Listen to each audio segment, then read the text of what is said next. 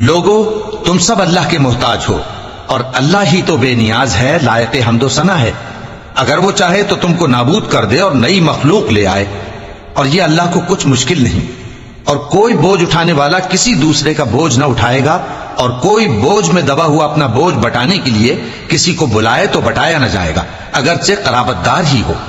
اے پیغمبر، تم انہی لوگوں کو نصیحت کر سکتے ہو جو بن دیکھے اپنے پروردگار سے ڈرتے اور پابندی سے نماز ادا کرتے ہیں، اور جو شخص سنورتا ہے تو وہ اپنے ہی لیے سنورتا ہے، اور سب کو اللہ ہی کی طرف لوٹ کر جانا ہے۔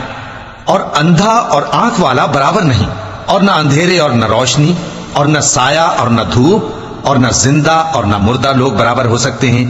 اللہ جس کو چاہتا ہے سنا دیتا ہے، اور تم ان کو جو قبروں میں ہیں سنا نہیں سکتے۔ تم تو صرف خبردار کرنے والے ہو، ہم نے تم کو حق کے ساتھ خوشخبری سنانے والا اور ڈرانے والا بنا کر بھیجا ہے، اور کوئی امت ایسی نہیں جس میں کوئی خبردار کرنے والا نہ گزرا ہو۔